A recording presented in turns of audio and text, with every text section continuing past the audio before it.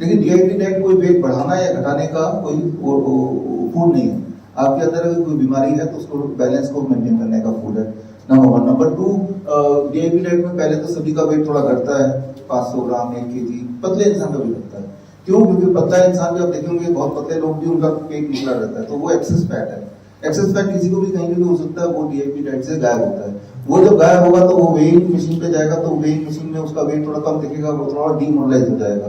But important ये है कि जब आप डीआईपी डाइट लें तो आप अपने से पूछे कि मेरी एनर्जी लेवल बढ़ी क्या, मेरी नींद अच्छी हुई क्या, मेरा डिप्रेशन ठीक हुआ क्या, मेरा पेन दर्द पहले से कम हुआ क्या, मेरा ब्लड शुगर पहले से कम हुआ क्या, मेरा ब्लड प्रेशर पहले से कम हुआ क्या, अगर तो ज्यादा है तो these are the parameter to ask. लेकिन आपका वेट आपको बढ़ाना है तो जो डीआईपी डाइट में जितनी क्वांटिटी हम बताते हैं उसके हिसाब से ज्यादा आपको खाना पड़ेगा, तो वेट भी थोड़ा बहुत बढ़ेगा, लेकिन वेट बहुत सब्सटेंशियली नहीं बढ़ेगा डीआईपी डाइट से, या बढ़ेगा तो धीरे धीरे बढ़ेगा। जब बोलते हैं वेट बढ़ाना है तो आपके दिमाग में होगा वेट किस चीज का बढ़ाना है, आपका फैट का वेट बढ़ाना है, मसल का वेट बढ़ाना है, तो हड्डियों का वेट बढ़ाना है। एक्चुअली हड्डियों का मसल का वेट बढ़ाना है, या कुछ लोगों को उसको घटाना है। तो DIP diet is to balance the weight, और स्पेशली बॉडी में कोई एलिमेंट है उसको ठीक करने के। तो जिनका वेट डीआईपी डाइट लेने के बाद लगातार फिर भी वेट घटता जा रहा है, तो उनको यही है कि जितना आप खा रहे हैं वो कम खा रहे हैं, उससे 20-30% क्वांटिटी बढ़ा दीजिए उन्हीं चीजों की जो डीआईपी डाइट का आप ले रहे हैं। स्मृति शिवा, आपके सवाल का जवाब हमने दे दिया है। अच्छा, सुहास आपका ना, आपका सवाल है whether a kidney revival is possible as already taking HIMS medicine from September 2023। Suhas जी, कल हमारी आपसे बात हुई थी, राइट? तो मेरे लिए थोड़ा सरप्राइजिंग है कि आप अभी डायलिसिस में, राइट? डायलिसिस में परसों ही डायलिसिस करा के आए हैं। तो आपके सवाल का जवाब है कि हमारे पास वैसे बहुत सारे पेशेंट हैं जो कि डायलिसिस पे थे एक टाइम पे, बट अब डायलिसिस पे नहीं है, और ऐसा करते हुए भी 1.5 साल हो गया, किसी को 2 साल हो गए जब से हमने ये hot water immersion grad system implement किया। तो आपके सवाल का जवाब है यस, इट इज पॉसिबल। अब आपके केस में पॉसिबल हुआ कि नहीं, डेफिनेटली विल ट्राई। आप यहाँ पे हैं तो आपके जाने के बाद भी हम ऐसे जो पेशेंट हैं जो हफ्ते में 2 या 3 बार डायलिसिस कराते हैं, यानी कि हर 2 दिन बाद आपको डिसीजन लेना पड़ता है आज जाऊं या नहीं जाऊं, राइट? तो इस बात को आप ध्यान से समझिए, ये बहुत इंपॉर्टेंट बात है जो अब मैं बताने जा रहा हूँ, खासतौर पर क्रोनिक किडनी डिजीज के पेशेंट को, जो जिसको बोल दिया गया कि आपकी किडनी खराब होने वाली, डायलिसिस में जाने वाले हैं, वो जिनको बोल दिया गया कि आपका ट्रीटमेंट बढ़ गया, किडनी डिजीज पेशेंट बनने वाले हैं, या वो जो ऑलरेडी डायलिसिस में हैं। तो यहाँ पे इंपॉर्टेंट है, जैसे मान लो क्लियरली आप ही बात करते हैं, तो अगला डायलिसिस आपका ड्यू है, मान लो कल है ड्यू, कल या परसों जाना है आपको, तो कल का दिन आ गया, अब मैं डायलिसिस करने जाऊं या नहीं जाऊं, ये क्या क्या फैक्टर है जिस फैक्टर पे आपको डिसाइड करना है कि जाऊं कि नहीं जाऊं, और क्या क्या फैक्टर नहीं है, इसको समझना पड़ेगा। फैक्टर, ये बात बहुत ध्यान से समझिए, जब भी कोई पेशेंट या किडनी पेशेंट हमारे पास आता है तो हम कैसे पता चलता है हमें कि ये किडनी पेशेंट है कि नहीं? नंबर वन, पैरों में सूजन है कि नहीं, पैरों में, हाथों में, तो वो देख के पता चल जाता है। इतना पास में खड़ा होगा तो पता चल जाएगा। मैं ये नहीं बोल रहा हूँ कि आपको लेंस लगा के बहुत ध्यान से देखना है, वो एकदम से ऑब्वियस दिखना चाहिए, तो वो पहला। दूसरा, जो उनसे पूछ सकते हैं आप, यूरिन आउटपुट एक दिन का कितना है, क्या 500 ml से कम है क्या 24 घंटे में, तो एक दिन का यूरिन आउटपुट आप नाप सकते हैं घर पे एक बोतल लेके। दूसरा, तीसरा जो बहुत इंपॉर्टेंट है, ब्लड प्रेशर कैसा रहता है, क्या 200/100 रहता है, क्या दवाइयों से भी कंट्रोल नहीं हो रहा, तो यानी कि ये इंडिकेट कर रहा है कि किडनी बहुत ज्यादा मेहनत नहीं कर पा रही है, कर रही है। तीसरा, चौथा, क्या बार बार उल्टी आती है बेवजह, या बहुत एक्सट्रीम वीकनेस है, तो चौथा। पांचवा, क्या खुजली होती है काफी ज्यादा, अनएक्सप्लेन खुजली। 5, ये 5 जो रीजन है, इनमें से कोई 2-3 रीजन अगर हो एक साथ, तो ये इंडिकेट कर रहा है कि भाई आपकी जो किडनी की फंक्शनिंग की ही बात की जा रही है। क्या फैक्टर हम नहीं देखते हैं वो है क्रिएटिनिन कितना है, पोटेशियम कितना है, इसको हम उतना नहीं देखते, सिम्टम्स को देखते हैं। जबकि डायलिसिस की जरूरत होती है या नहीं है, वो डिपेंड करता है कि सिम्टम क्या है। मान लो सिम्टम है कि पैरों में भी सूजन है, यूरिन आउटपुट भी कम है, ब्लड प्रेशर भी कंट्रोल नहीं हो रहा है, खुजली भी हो रही है, उल्टी भी आ रही है, वीकनेस भी आ रही है, ही इज एलिजिबल की बॉडी से जो टॉक्सिन बाहर नहीं निकालना है, निकल रहा है, उसको बाहर निकालना है। अच्छा, बाहर निकालने के लिए आप डायलिसिस पे जाएंगे तो डायलिसिस की वजह से आपकी बॉडी को नुकसान और ज्यादा हो जाएगा, किडनी और खराब हो जाएगी। तो हम क्या करते हैं, उसको बाहर निकालने के लिए जो यहाँ पे आप कर रहे हैं, हॉट वाटर टब में बिठा देते हैं, जिससे जो एक्सेस क्रिएटिनिन, एक्सेस पोटेशियम है, एक्सेस स्वेलिंग है, वो सब या यूरिन जो नहीं निकल रहा वो बनना शुरू हो जाता है, जिससे आपकी जरूरत डायलिसिस की खत्म हो जाती है। मतलब ये जो सिम्टम अगर मैं खत्म कर पाऊं तो डायलिसिस नहीं जाना है। सिम्टम खत्म करने का सिंपल तरीका hot water immersion plus head down tilt plus diet, right. तो यही सिंपल है। तो वो अगर आप ये कर रहे हैं, जैसे कि अभी आपके साथ श्वास ये कर ही रहे हम लोग, तो देयर इज अ पॉसिबिलिटी कि नेक्स्ट डायलिसिस की नौबत ही ना आए, क्योंकि नौबत तो तभी आएगी ना जब ये सिम्टम्स होंगे। अगर ये सिम्टम कॉन्टिन्यूअसली हम इसको अवॉइड करते चले जाएं बाय डूइंग दिस, कि बॉडी में हमें फ्लूइड इकट्ठे होने देना ही नहीं है, तो वो कैसे होगा? जब आप हॉट वाटर इमर्शन करेंगे। ये इंपॉर्टेंट बात है, आपको जब हॉट वाटर में बिठाते हैं तो यहाँ तक पानी होता है, गौर कीजिए इसको, है ना। लेकिन यहाँ तक से असर कम होता है। शुरू में यहाँ तक बिठाते हैं कि बॉडी यूज टू नहीं है आपका हॉट वाटर इमर्शन के, आधे घंटे के लिए बिठाते हैं। धीरे धीरे टाइमिंग को भी बढ़ाना है और धीरे धीरे इसकी हाइट को भी बढ़ाना है। यहाँ तक और टाइमिंग 2 घंटा। ऐसा जिस दिन हो जाएगा तो समझ लीजिए कि बॉडी के अंदर जो भी चीज एक्स्ट्रा है, जो बॉडी को नहीं चाहिए, वो बॉडी से बाहर निकलना शुरू हो जाएगा। वो क्या एक्स्ट्रा है? वो हमारे स्किन की इंटेलिजेंस बताएगी, वो हमें नहीं पता। वो पोटेशियम एक्स्ट्रा है, सोडियम एक्स्ट्रा है, क्रिएटिनिन एक्स्ट्रा है, यूरिक एसिड एक्स्ट्रा है, या urea extra, we do not know, but our skins intelligence know. Our skin become third kidney जब उसको वो प्रेशर मिलता है, वाटर प्रेशर, और जब उसका टेम्परेचर 40 डिग्री सेल्सियस का के आसपास का हीट मिल जाता है, then the kidney become the skin become the third kidney. तो ये हमें करना है। तो आपको भी मैं ये उम्मीद करता हूँ कि जब आप घर जाएंगे, कल तो घर चले जाएंगे, घर में भी हॉट वाटर इमर्शन तब वो है आपके है, तो घर पे भी हम ऐसे जो पेशेंट्स हैं उनका एक टीम बना देते हैं, ग्रुप बना देते हैं व्हाट्सएप पे, देन वी फॉलो और फॉलो के बेसिस पे देन वी डिसाइड कि डायलिसिस धीरे धीरे टेपर डाउन कैसे करना है। पहले तो हफ्ते में 3 है तो क्या हफ्ते में 1 हो सकता है, 1 है तो क्या 15 दिन में 1 हो सकता है, फिर क्या जरूरत ही नहीं है। इस तरह से हम करते हैं वेरी कॉशियसली, धीरे धीरे धीरे धीरे। वो डिपेंड करता है कि द पेशेंट वो कितने अच्छी तरह से ये प्रोटोकॉल फॉलो करता है। प्रोटोकॉल फॉलो करने के पीछे ये भी निर्भर करता है कि वो उतनी देर बैठ पाएंगे, क्योंकि जितनी देर कंफर्टेबल बैठ पाएंगे उतनी देर ही बैठना, चाहे दिन में 2 बार बैठ लो, 3 बार बैठ लो, but it is always better to have this in comparison to dialysis, because dialysis का अंत नहीं है।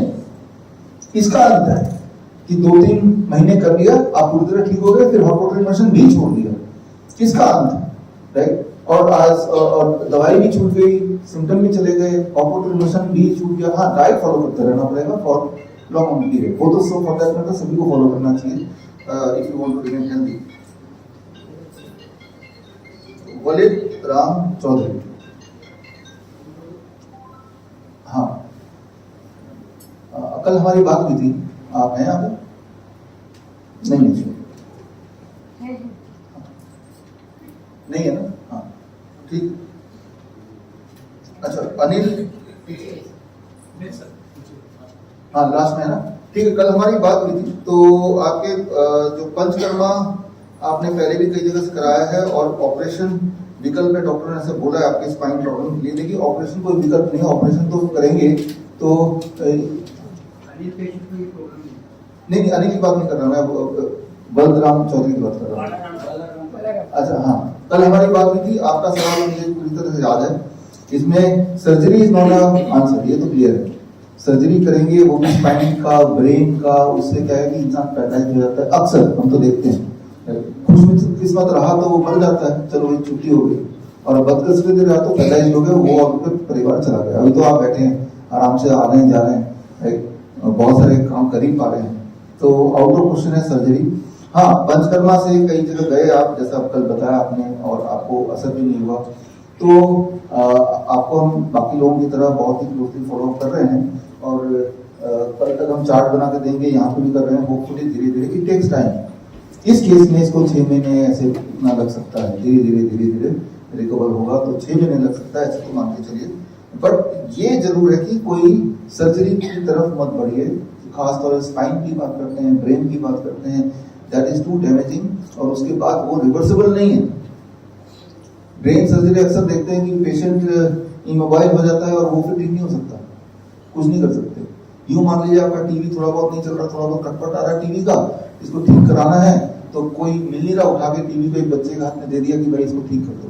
बच्चा टीवी खोल तो लेगा लेकिन टीवी को दोबारा लगा नहीं सकता, है ना।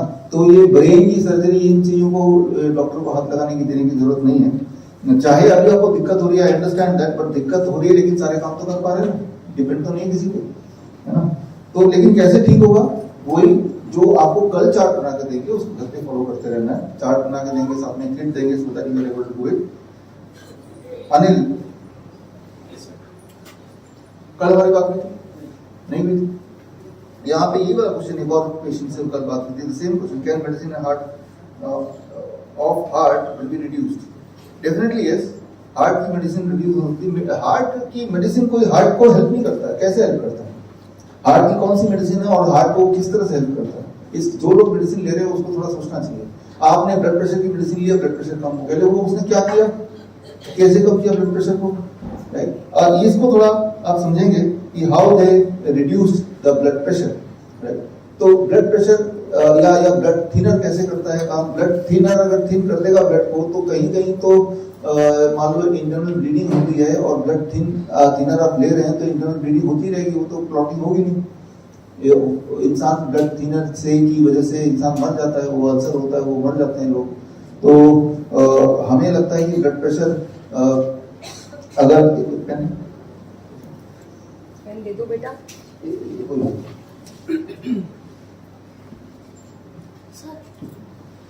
वो भी ये क्वेश्चन तो बात नहीं, आज जो सवाल पूछेंगे that question I will take it later on.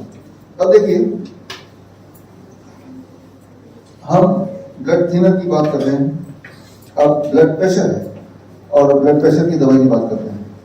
मान लो ये ब्लड वेसल है, राइट? ये आपका पाइप है, राइट? इस पाइप को, एक पाइप है ये, इसको पानी ऊपर से आ रहा है इस पाइप के अंदर से, और इसको मैं दबा देता हूं तो वाटर प्रेशर बढ़ेगा कि घटेगा? बढ़ जाएगा ना। जितना दबाएंगे उतना वाटर प्रेशर बढ़ेगा, राइट? यानी कि डायमीटर जितना कम होगा उतना वाटर प्रेशर बढ़ जाएगा। अब इसको मान लीजिए ब्लड वेसल है, ब्लड वेसल इसको मान लीजिए, और वो अंदर ब्लड है। जितना अंदर ब्लॉकेज बढ़ेगा उतना डायमीटर कम होगा, उतना ब्लड प्रेशर बढ़ेगा घटेगा? बढ़ जाएगा ना, है ना? तो जो ब्लड प्रेशर है वो कोई बीमारी नहीं है, अंदर कोई ब्लॉकेज कुछ ना कुछ होगा, उसका इंडिकेटर है, ये समझना पड़ेगा। अब ब्लड प्रेशर को कम करने वाली दवाई जो है, क्या वो ब्लॉकेज को घटा देती होगी? ऐसा तो नहीं करती। तो व्हाट इट एग्जैक्टली डज, वो करता क्या है? वो आपके हार्ट को मजबूर करता है कि कम काम करो। यूं मानिए कि आपने एक्सीलरेटर भी दबाया हुआ गाड़ी का, लेकिन ब्रेक भी लगाया हुआ है, तो जब भी ब्लड प्रेशर की दवाई लेंगे वो जबरदस्ती मजबूर कर देगी आपके हार्ट को कम काम करने के लिए। बट वो जो मेन कॉज है, कॉज क्या है? Blockage, right? या वो एक और परत आ जाना ब्लड वेसल के अंदर, तो वो कॉज है। तो या फिर ब्लड वेसल की इनर लेयर में नाइट्रिक ऑक्साइड का कम प्रोड्यूस होना, नाइट्रिक ऑक्साइड की कम प्रोड्यूस होने से ब्लड की वेसल की फ्लेक्सिबिलिटी चली जाती है। फ्लेक्सिबल नहीं होगा तो ब्लड प्रेशर ज्यादा हो जाएगा।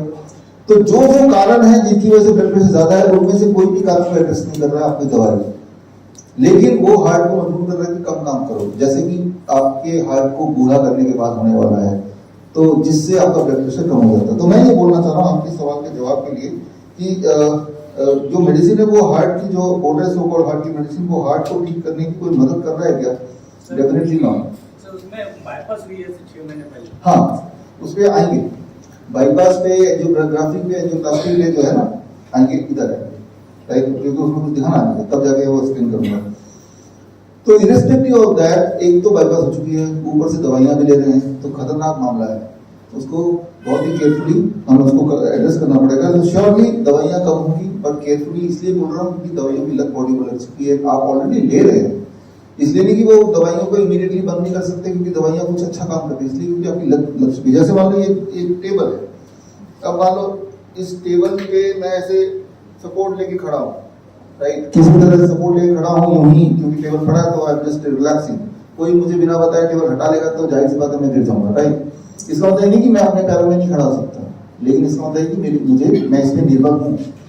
तो निर्भरता हटाने की, वो जो हटाएगा पहले बोल देगा हटो यहाँ से, मैं टेबल हटाने वाला हूँ विद द वार्निंग, तो मैं अपने आप को संभालूंगा, अब ही हटेगा। सिमिलरली बॉडी को सेल्फ डिपेंडेंट बनाना है, राइट? सेल्फ डिपेंडेंट बनाने के लिए टेपर डाउन करना पड़ता है, इमीडिएटली नहीं छोड़ सकते, बट टेपर डाउन करने के कुछ नियम है, वो नियम को हम फॉलो कैसे करना है बताएंगे, और तभी जाके उसको धीरे धीरे कम करेंगे। कुछ लोगों को कम कर भी रहे हैं, कितने लोगों का कम हो गया आज शाम को पता चलेगा।